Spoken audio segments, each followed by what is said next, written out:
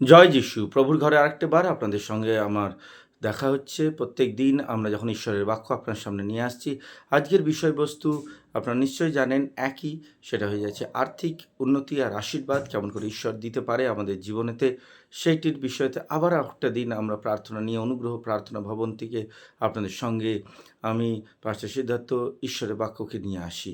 আসুন আমরা একবার ঈশ্বরের বাক্যকে উপর ধ্যান দেবো। আজকের ঈশ্বরের বাক্য হচ্ছে সন্তুষ্টি। সবথেকে বড় বিষয় হয়ে যাচ্ছে ধন আর সম্পদ আমাদের জীবনেতে আসবেই আসবে। ধন আর সম্পদ কোনো সময়তে আবার আমাদের জীবনেতে থাকবেও না। কিন্তু আমাদেরকে দুটো পরিস্থিতিতে বেঁচে থাকা খুবই প্রয়োজন। যখন ঈশ্বর অধিক আমাদেরকে দেয়, তখন যেন আমরা ঈশ্বরকে মনে রাখতে পারি। আর যখন আমাদের কাছে কোনো সময়তে ঘাটতি আসে, সেই ঘাটতিটাও যেন আমরা গ্রহণ করতে পারি। বহু ব্যক্তি রয়েছে, ঘাটতির সময়তে তারা সব কিছুকে মনে রাখে, ঈশ্বর, তার প্রার্থনা, তার বাক্য, কিন্তু যখনই প্রাচুর্যতা তাদের জীবনের মধ্যে আসে, তখন তারা ঈশ্বরকে ভুলে যায়। কিন্তু আমরা শিখব ঈশ্বরের বাক্য থেকে যে বাইবেল আমাদেরকে কি বলছে আর আমরা কেমন করে থাকব। আসুন, যদি আপনার কাছে বাইবেল রয়েছে একবার খুলে নেবেন। ফিলিপিওর পুস্তক 4 অধ্যায় তার 12 আর 13। ফিলিপিওর পুস্তক 4 অধ্যায় 12 আর 13 আমি আপনাদের জন্য পড়ছি। অভাবের সময় কিভাবে জীবনযাপন করতে হয় তা আমি জানি, আবার প্রাচুর্যের সময় কিভাবে চলতে হয় তাও আমি জানি। যে কোনো অবস্থায় পরিতৃপ্ত বা ক্ষুধার্থিত থাকতে, উপচিয়া কি অভাব ভোগ করতে, যে কোনো অবস্থায় জীবনযাপনের গৃঢ়তত্ত্ব আমি শিখেছি। যিনি আমাকে শক্তি দেন, সেই খ্রিস্টের শক্তিতে আমি সকল অবস্থাতেই বলবান। প্রভুর লোকরা, একটা বিষয়কে ভালো করে বুঝুন। আপনার আর আমার জীবনেতে একটা সময় আসবে, যেই সময়তে আমাদের হাত টান হবে, যেই সময়তে হয়তো আমাদের প্রয়োজনের সময়তে আমাদের কাছে অর্থ থাকবে না, অনেক সময়তে আমাদের অভাব ফিল হবে। কিন্তু পৌল ঈশ্বরের দাস, তিনি আমাদেরকে শিক্ষা দিচ্ছেন ঈশ্বরের বাক্য থেকে। তা হয়ে যাচ্ছে, আমি দুটো বিষয়ে শিক্ষা গ্রহণ করেছি, অভাবের সময় এবং প্রাচুর্যতার সময়। দুটো বিষয়ে সন্তুষ্ট থাকতে, তার দৃঢ় তত্ত্ব। কারণ মুখ্য বিষয় হয়ে যাচ্ছে ঈশ্বর আমাকে বলবান করে সব কিছুতে। যিনি আমায় শক্তি দেন, তার শক্তিতে আমি সব কিছু করতে পারি। ভালো করে বুঝুন, যদি আপনি প্রভুর কাছে বলেন যে প্রভু আপনি আমাকে শক্তি দেন, এর মানে হয়ে যাচ্ছে ঈশ্বর আপনাকে দুটো ক্ষেত্রে শক্তি দিচ্ছে, দুটো ক্ষেত্রে। অর্থাৎ এক, অর্থের দিক থেকে এক, যখন অর্থের অভাব, যখন অর্থের অভাব তখন কে আপনাকে শক্তি দেয়? বাক্য। বাক্য। যখন অর্থের প্রাচুর্যতা, কে আপনাকে সংযত করে? বাক্য। বাক্য। তাই যে ব্যক্তির কাছে বাক্য আছে, যেমন যহোশুর পুস্তক তার 1 অধ্যায় 7 আর 8-তেও এরকম লেখা রয়েছে, আমি যহোশু তোমায় বলছি, যেমন মুশি ঈশ্বরের সমস্ত বাক্যকে পালন করেছে, তেমন যদি তুমি পালন করো, তাহলে সমস্ত কার্যে তুমি সফল হবে যা তুমি করবে।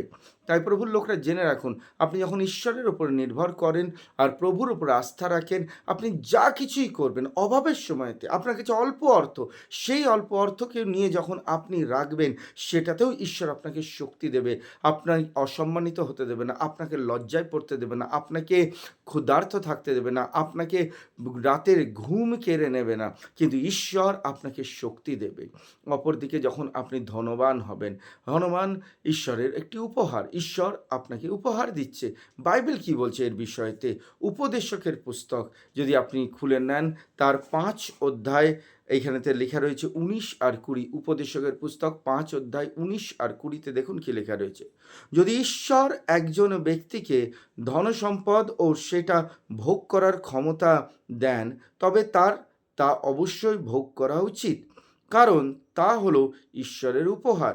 সেই ব্যক্তি অবশ্যই তার প্রাপ্ত জিনিসগুলি স্বীকার করবে এবং তার কাজ উপভোগ করবে। এ হলো ঈশ্বরের উপহার।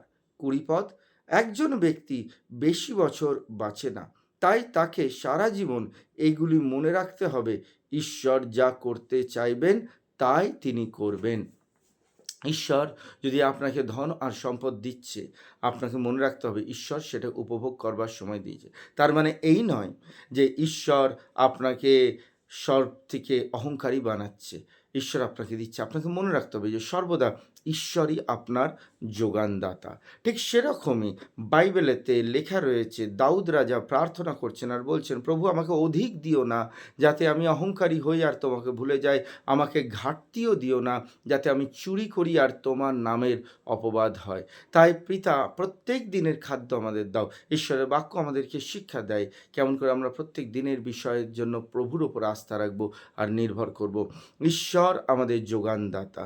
আমাদের প্রাচুর্যতার সময় তো ঈশ্বর দেবে, ঘাটতির সময় তো ঈশ্বর দেবে। তাই আমার প্রার্থনা এটাই, যে কোনো পরিস্থিতিতে আজকে আপনি আছেন না কেন, যেমন অবস্থাতেই আপনি আছেন না কেন, মনে রাখবেন টাকা আসবে, টাকা যাবে, কিন্তু ঈশ্বরের বাক্য কোনো দিন আপনার জীবন থেকে যাবে না। যতদিন প্রভু রয়েছে ঈশ্বর আপনার সাথে থাকবে। বাইবেলে লেখা রয়েছে স্বর্গ এবং পৃথিবী সরে যাবে কিন্তু ঈশ্বরের বাক্য সরবে না। ঈশ্বরের বাক্য আপনাকে শক্তি দেয়, স্ট্রেংথ দেয়। তাই প্রভুর বাক্যেতে নিজের খাজানা খুঁজুন, ঈশ্বরের বাক্যের উপরেতে নির্ভর করুন, বাক্যকে ঘোষণা করুন, স্বর্গ আপনার জন্য খুলে যাবে। পৃথিবীতে ধন আর সম্পদের সঙ্গে সঙ্গে আপনি স্বর্গীয় ধন আর সম্পদ আপনি জোগাড় করবেন। যা পৃথিবীতে বাঁধবেন স্বর্গতে বাঁধা হবে, যা পৃথিবীতে খুলবেন স্বর্গ থেকে খোলা হবে। আপনার কানেকশন শুধু পৃথিবীতে থাকবে না, গডের সঙ্গে এবং হাই কমান্ড গডের সঙ্গে থাকবে, যেটা স্বর্গেতে বসে রয়েছে। পৃথিবীর লোক লিমিটেড, স্বর্গের ঈশ্বর লিমিটেড নয়, সে আপনার সঙ্গে রয়েছে। তাই ঈশ্বর বলছে তুমি দুটোতে থাকো। ধন আর সম্পদ না থাকলে পৃথিবীর লোক তোমায় সম্মান করবে না, আবার ধন আর সম্পদ হয়ে গেলে তুমি পৃথিবীর লোককে অসম্মানিত করবে। কিন্তু ঈশ্বরের ওপর যে নির্ভর করে সে ধন আর সম্পদ প্রভুর কাছ থেকে নেবার অপেক্ষায় থাকে। প্রভু আপনার সঙ্গে থাকুক, আজকের দিনে বাক্য থাকুন, প্রভুতে থাকুন। আসুন আমরা প্রার্থনা করব। প্রভু যিশুর নামেতে, পিতা আমি প্রার্থনা করছি যিশু খ্রিস্টর নামেতে, আজকে আমাদের কাছে কিছু থাকুক বা না থাকুক, তুমি আমাদের সঙ্গে থেকো পিতা। আমাদের অর্থ পকেটে থাকুক বা শূন্য থাকুক পকেট, তোমার বাক্য আমাদের হৃদয়তে থাকুক। প্রভু যিশুর নামেতে আমি প্রার্থনা করছি, যিশুর নামেতে শক্তি দাও, সামর্থ্য দাও, অগ্নি দাও, আর আমাদেরকে প্রভু প্রাচুর্যতা দাও পিতা ঈশ্বর, যেন আমরা বুঝতে পারি যা কিছু আমাদের জীবনেতে আসে সা তোমার তরফ থেকে আসে। তুমি ছাড়া কেউ আমাদেরকে দিতে পারে না। তোমার বল, শক্তি, সামর্থ্য আমাদেরকে পিতা আজকের দিনেতে শক্তি দিচ্ছে। পিতা ঈশ্বর আমি প্রার্থনা করছি যিশুর নামেতে, তোমার বাক্য দিয়ে আমাদের সঞ্জীবিত করো, তোমার আত্মা দিয়ে সঞ্জীবিত করো, তোমার ঈশ্বর তোমার বুদ্ধি দিয়ে আমাদেরকে সঞ্জীবিত করো। সব কিছুকে পিতা তোমার হাতের নিচেতে রাখি, তুমি আমাদেরকে পরিচালিত করো। আর পিতা ঈশ্বর ধন্যবাদ আজকের দিনে সব কিছুর জন্য।